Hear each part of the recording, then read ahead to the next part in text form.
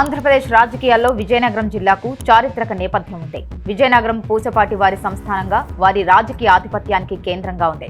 ప్రజాస్వామ్య యుగంలోనూ పీవీజీ రాజు నుంచి నేటి అశోక్ గజపతిరాజు వరకు ఈ కోట రాజకీయం వారి చుట్టూనే తిరిగింది. గత కొంతకాలంగా మారుతున్న రాజకీయ సమీకరణాలు, తాజాగా చోటు చేసుకున్న పరిణామాల నేపథ్యంలో ఈ కోట రాజకీయం ఒక కీలక మలుపు తీసుకునే సంకేతాలు కనిపిస్తున్నాయి.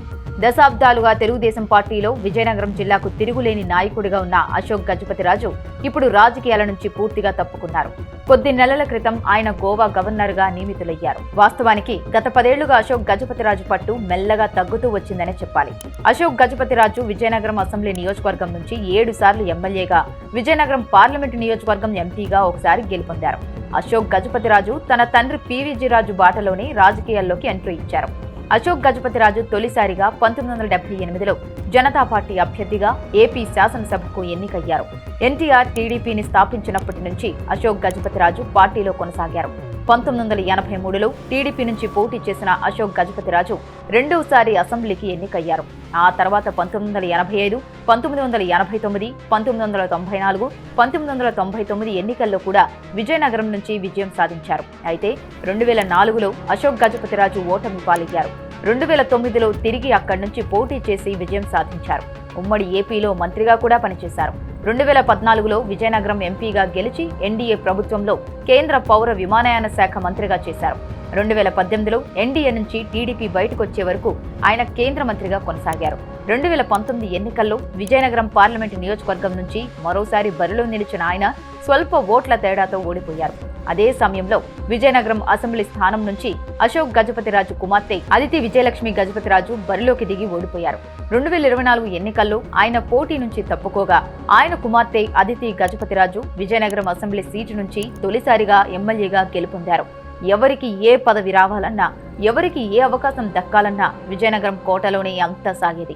అంతేకాదు, ఎవరిని ఉంచాలన్నా దించాలన్నా రాజకీయ మంత్రాంగం మొత్తం అక్కడే సాగిపోయేది. అయితే పూసపాటి అశోక్ గజపతిరాజు రాజకీయాలను వదిలేసి రాజ్యాంగబద్ధ పదవిలోకి వెళ్లిపోవడంతో కోట ఒక్కసారిగా బోసిపోయినట్లయింది.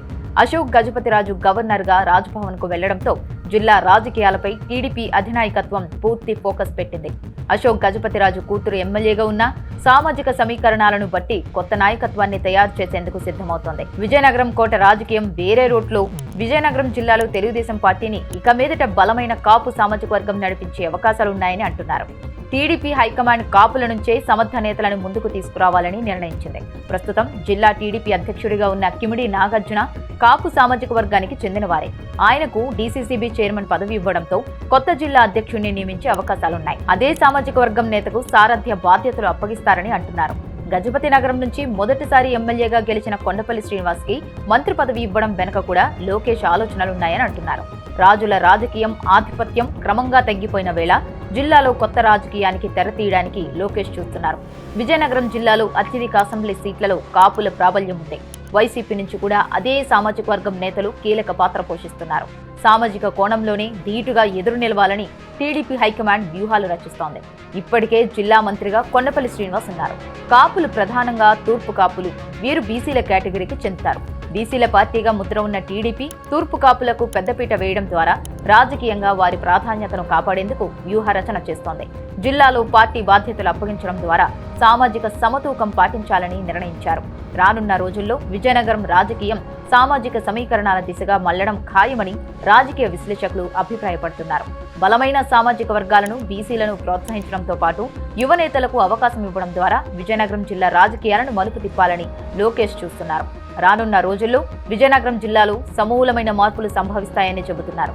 విజయనగరం జిల్లాలో వైసీపీ బలంగా ఉండటం, సీనియర్ నేత మాజీ మంత్రి బొత్స సత్యనారాయణ కీలకంగా ఉండటంతో ఆయన రాజకీయాలను అధిగమించి టీడీపీని ముందుకు తీసుకువెళ్లే వారికే పగ్గాలు ఇవ్వాలని యువనేత లోకేష్ భావిస్తున్నారు. యువ నాయకత్వానికి ఛాన్స్ ఇవ్వడంతో పాటు పార్టీలో అందరికీ ఆమోదయోగ్యుడైన వారికే అవకాశం ఇస్తారని అంటున్నారు. వైసీపీని రాజకీయంగా గట్టిగా ఎదుర్కోవడం అన్నది అసలైన అర్హతగా చూస్తున్నారు. పార్టీ అధికారంలో ఉండటంతో అధ్యక్ష పదవి చేపడితే బాగానే ఉంటుందని అనేక మంది రేసులోకి వస్తున్నారు. వారి యోగ్యతలను, అర్హతలను అధినాయకత్వానికి పంపారని తెలుస్తోంది. కూటమి అధికారంలోకి వచ్చిన తర్వాత బంగ్లాకి కళా వెంకట్రావు రావడం మానేశారు. రాజాం ఎమ్మెల్యే కొండ్రు మురళి కూడా అడపాదడపా కనిపిస్తున్నారు. బొబ్బిలి ఎమ్మెల్యే బేబీ నాయన ప్రత్యేక కార్యక్రమాలకు మాత్రమే అటెండ్ అవుతున్నారు.